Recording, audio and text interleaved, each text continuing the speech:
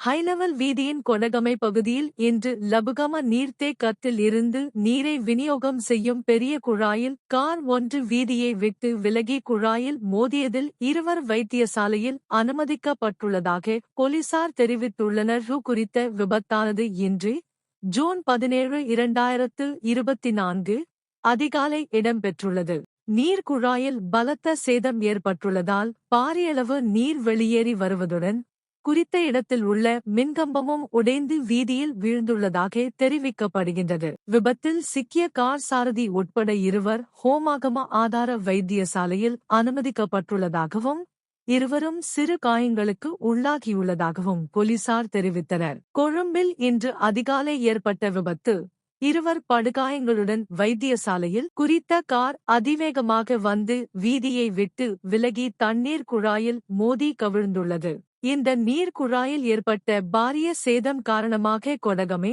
ஹோமாகம, பன்னிப்பிட்டிய, பெலன்வத்தே, ருக்மல்கம, மத்தேகொடை உள்ளிட்ட பகுதிகளுக்கான நீர் விநியோகம் சிறிது நேரம் தாமதமாகலாம் என நீர் வழங்கல் சபையின் மஹரகம வலய அலுவலகம் தெரிவித்துள்ளது.